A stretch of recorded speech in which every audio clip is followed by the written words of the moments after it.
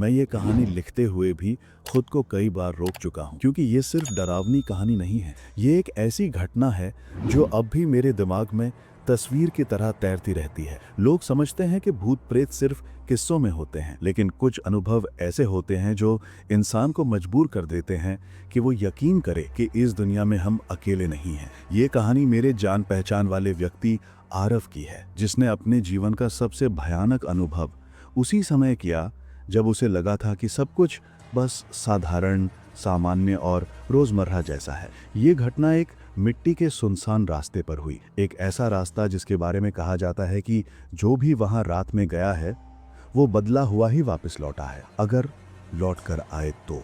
आरव एक बिल्कुल आम लड़का था। शाम को काम से लौटते वक्त वो अक्सर शॉर्टकट ले लिया करता था। शहर से थोड़ा बाहर एक कच्चा रास्ता था जिस पर दिन में तो ट्रैक्टर, साइकिल और कभी कभी ऑटो भी निकल जाते थे, लेकिन रात में वो रास्ता पूरे इलाके का सबसे डरावना हिस्सा माना जाता था। लोगों का कहना था कि वहाँ एक पुरानी ऑटो की आवाज़ आती है, जैसे कोई धीरे धीरे एक्सेलरेटर दबा रहा हो, जैसे कोई भारी सांसों के साथ किसी को ढूंढ रहा हो। शुरू में लोग इसे मजाक समझते थे, पर कुछ ऐसे हादसे हुए जिन्होंने लोगों को उस रास्ते से दूर रहने पर मजबूर कर दिया। आरव उन कहानियों पर कभी भरोसा नहीं करता था। उसे लगता था कि लोग जानबूझकर ऐसे अफवाहें फैलाते हैं, लेकिन उस रात शायद उसे भी अंदाजा नहीं था कि वो वही देखने वाला है जिसे वो तमाशा समझता था। उस दिन उसकी शिफ्ट देर तक चली थी और रात के लगभग 11 बज चुके थे।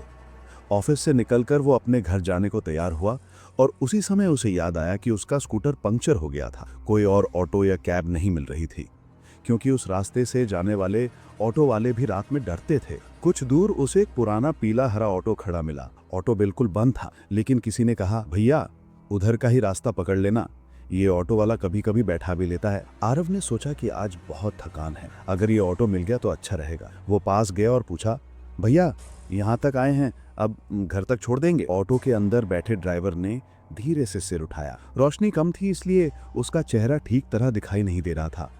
सिर्फ इतना लगा कि वो बहुत दुबला था और उसकी आंखें जैसे धंसी हुई थीं।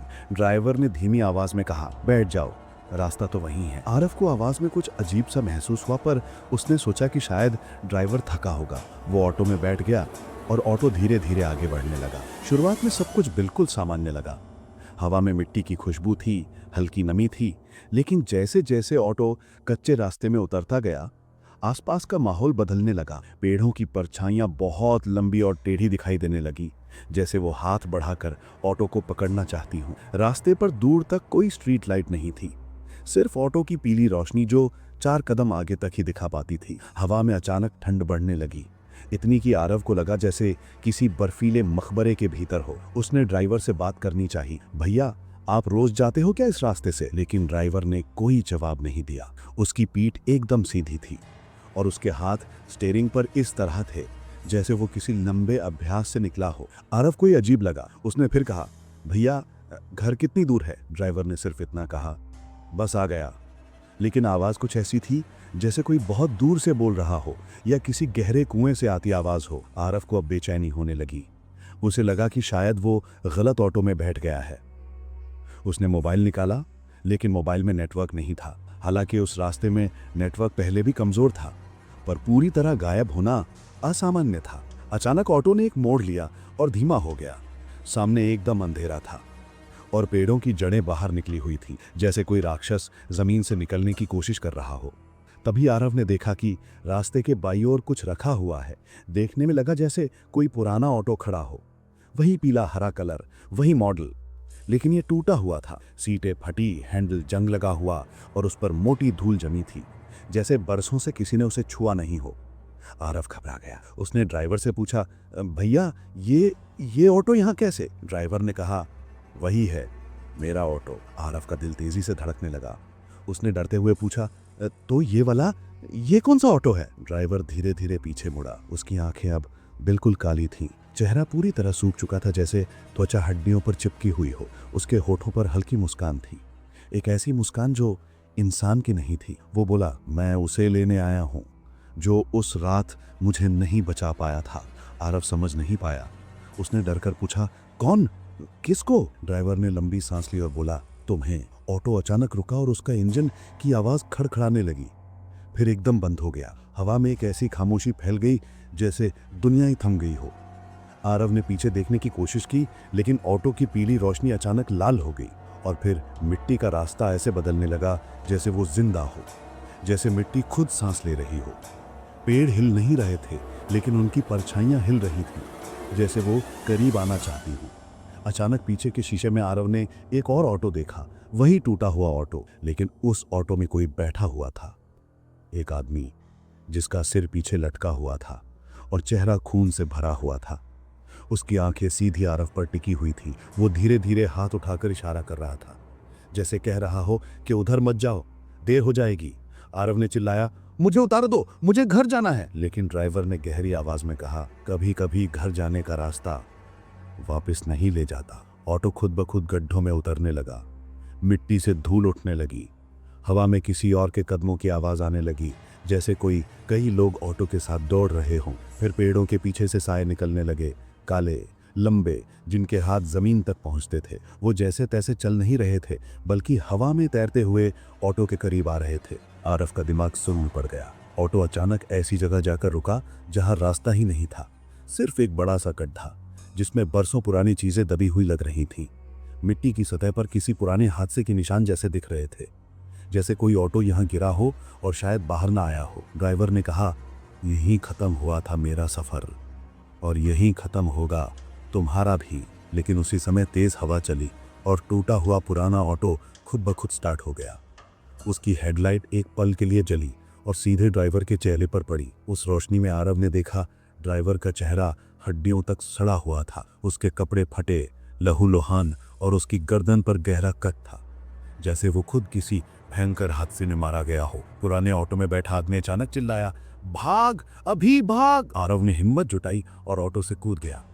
उसके पैर कांप रहे थे, लेकिन वो दौड़ने लगा। पीछे से कई आवाजें आईं, साए चिल्ला रहे थे, हवा में भारी कदमों की आवाज और ऑटो का एक्सीलरेटर जैसे कोई पागलों की तरह दबा रहा हो। आरव मिट्टी के रास्ते पर दौड़ता रहा, गिरता रहा, फिर उठा। उसकी सांसें टूट रही थी, लेकिन वो तब तक नहीं रुका जब तक उसे दूर एक रोशनी नहीं दिखी। एक ढाबे पर बैठे लोगों ने उसे हाफते हुए देखा और पानी दिया। उसने पीछे मुड़कर देखा, रास्ता एकदम शांत था, जैसे कुछ हुआ ही नहीं हो। लेकिन उसकी पीठ पर अब भी किसी ठंडी उंगली का एहसास था, जैसे कोई उसे पकड़ने की कोशिश कर रहा हो। जब उसने ढाबे वाले को सब बताया तो ढाबे वाला धीरे से बोला, बेटा, जिस ऑटो में तो बैठा उसका ड्राइवर तो 5 साल पहले इसी मिट्टी के रास्ते में मर गया था, उसी गड्ढे में। आरव की आंखों से आंसू निकल आए, उसके हाथ अब भी कांप रहे थे। ढाबे वाले ने आगे कहा, और लोग कहते हैं वो अब भी सवारी लेने आता है ताकि कोई उसे उसकी मंजिल तक पहुंचा दे, जो शायद कभी मिलती ही नहीं। आरव उस रात तो किसी तरह ढाबे वालों की मदद से घर पहुंच गया, लेकिन उसकी हालत ऐसी थी जैसे उसका आधा जीवन वहीं उस मिट्टी के रास्ते पर छूट गया। वो पूरे रास्ते बार बार पीछे देखता रहा। उसे ऐसा लगता रहा कि कहीं वो ऑटो फिर से उसके पीछे ना आ जाए। घर के दरवाजे तक पहुंचने में ही उसके पैर कई बार लड़खड़ा गए। जब उसने दरवाजा खोला, उसके चेहरे का रंग इतना फीका था कि परिवार वाले डर गए। उन्होंने पूछा कि क्या हुआ, लेकिन आरव के पास शब्द ही नहीं थे। उसने सिर्फ इतना कहा, मुझे मत पूछो, बस मत पूछो। उस रात आरव को नींद बिल्कुल नहीं आई। वो बिस्तर पर लेटा रहा, लेकिन जैसे ही आंखें बंद करने की कोशिश करता, ऑटो की पीली रोशनी, ड्राइवर की काली आंखें और टूटा हुआ पुराना ऑटो उसकी आंखों के सामने आ जाता। ऐसा लगता था जैसे कोई उसके कमरे की हवा में भी उसे देख रहा हो। कमरे की खिड़की कई बार खुद ब खुद हिल जाती, जैसे किसी ने जोर से धक्का दिया हो, जबकि बाहर हवा बिल्कुल नहीं चल रही थी। सबसे डरावना पल तब आया जब आधी रात के करीब उसके कान में अचानक वही भारी आवाज गूंजी, बस आ गया। आरव चौंक कर उठ बैठा। उसे लगा शायद वो सपना देख रहा था, लेकिन ये आवाज इतनी साफ और पास थी कि उसे लगा कोई कमरे में ही खड़ा है। उसने डरते हुए कमरे की लाइट ऑन की, पर कमरे में कुछ नहीं था। बस खिड़की के शीशे पर मिट्टी जमी हुई थी, ऐसे मिट्टी जिसे वो उसने कभी अपने घर में नहीं देखा था। सुबह होते ही आरव ने ठान लिया कि उसे उस रास्ते पर दोबारा नहीं जाना। उसने ऑफिस से छुट्टी ले ली, यहाँ तक कि उसने ये भी सोच लिया कि वो शिफ्ट टाइम बदलवा लेगा। लेकिन असली डर तो अभी शुरू हुआ था। अगले दिन शाम को जब वो बालकनी में खड़ा था, उसे दूर सड़क पर एक ऑटो की आवाज सुनाई दी। वही धीमी, खड़खड़ाती हुई, जैसे इंजन आधा टूटा हो, जैसे किसी पुराने कबाड़खाने का ऑटो चल रहा हो। उसने नीचे झांका, लेकिन सड़क पर कोई ऑटो नहीं था। आवाज कुछ सेकंड में गायब हो गई। आरव के रोंगटे खड़े हो गए। तीसरे दिन रात में उसकी हालत और खराब हो गई। जब वो सोने की कोशिश कर रहा था, तब कमरे में हल्की सी रोशनी फैली। उसने आंखें खोलकर देखा, कमरे की दीवार पर एक ऑटो की परछाई दिखाई दे रही थी। परछाई में हेडलाइट चल रही थी, जैसे ऑटो उसके ठीक सामने खड़ा हो, लेकिन कमरे में कोई ऑटो नहीं था। परछाई धीरे धीरे हिलने लगी और फिर ड्राइवर का चेहरा परछाई में उभर आया। उसी काली आंखों वाला चेहरा, वही सड़ा हुआ जबड़ा, वही हल्की डरावनी मुस्कान। आरव का शरीर सुन्न हो गया, वह हिल भी नहीं पाया। तभी परछाई में ड्राइवर ने हाथ बढ़ाया। उसका हाथ दीवार पर नहीं बल्कि सीधे आरव की ओर बढ़ता हुआ दिखा, जैसे वो उसे पकड़कर खींच ले जाएगा। आरव डर के मारे चीख पड़ा। उसकी आवाज़ ऐसी थी कि पूरा घर जाग गया। उसके परिवार वाले भागकर कमरे में आए, लेकिन जैसे ही लाइट ऑन हुई सब गायब हो गया। दीवार पर कोई परछाई नहीं, कोई हल्की रोशनी नहीं, सब कुछ सामान्य था। लेकिन कमरे की फर्श पर मिट्टी के ताज़ा निशान थे, छोटे छोटे पैरों की तरह, जैसे कोई अभी अभी कमरे में चला हो। अगली रात डर के कारण उसके घर वालों ने उसे मंदिर ले जाने का फैसला किया। पंडित ने बताया कि शायद आरव के साथ कोई अधूरी आत्मा जुड़ गई है। पंडित ने पूछा, बेटा क्या तुम किसी दुर्घटना वाली जगह गए थे या किसी मरे हुए इंसान की मौजूदगी में गए थे? आरव ने कांपते हुए जवाब दिया, मैं एक ऑटो में बैठा था, लेकिन ड्राइवर वो इंसान नहीं था। पंडित ने उसका माथा छूकर कहा, वो आत्मा अपनी अधूरी मौत से बंधी है। वो जिसकी सवारी लेता है उसे छोड़ता नहीं है, लेकिन अभी उसे तुम पूरी तरह नहीं मिले हो। एक मौका है बचने का, तुम्हें उसी रास्ते पर वापस जाना होगा, लेकिन इस बार अकेले नहीं। ये सुनकर आरव का खून ठंडा हो गया। वापस उसी रास्ते पर, लेकिन शायद यही तरीका था इस चीज को खत्म करने का। अगली शाम आरव अपने 2 दोस्तों और पंडित के साथ उसी मिट्टी के रास्ते पर पहुंचा। रास्ता बिल्कुल वैसा ही था, सन्नाटा, अंधेरा और हवा में अजीब भारीपन। पंडित ने अपने मंत्र शुरू कर दिए। अचानक हवा का दबाव बढ़ गया, जैसे कोई बहुत बड़ा प्राणी आसपास हो, और फिर वही आवाज, बस आ गया। पीली रोशनी दूर से दिखी। एक ऑटो धीरे धीरे उनकी ओर आ रहा था, लेकिन पहिए जमीन को छू नहीं रहे थे। वो हवा में कुछ इंच ऊपर था। उसके अंदर वही काला चेहरे वाला ड्राइवर बैठा था। पंडित ने मंत्र तेज कर दिए। ऑटो ने अचानक जोर से चीखने जैसी आवाज निकाली, जैसे कोई दानव दर्द में हो।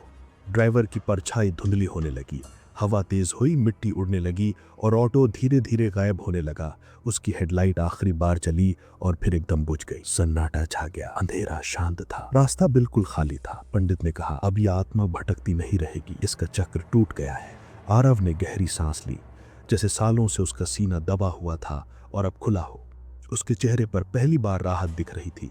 वो वापस घर आया। कई दिन तक कुछ नहीं बोला, लेकिन अब उसके कमरे में कोई परछाई नहीं आती थी, खिड़की अपने आप नहीं हिलती थी, और सबसे बड़ी बात, रात में वो आवाज नहीं आती थी। बस आ गया। लेकिन आज भी जब कभी आरव उस तरफ जाता है और मिट्टी की खुशबू हवा में उठती है, उसके कान में एक बहुत धीमी, बहुत दूर से आती आवाज सुनाई देती है, जैसे शायद कोई और न सुने। कभी तो सवारी बनकर आओगे? और आरव बस चुपचाप आगे बढ़ जाता है, क्योंकि वो जानता है कि कुछ रास्ते ऐसे होते हैं जहां कदम दोबारा बढ़ना नहीं चाहिए।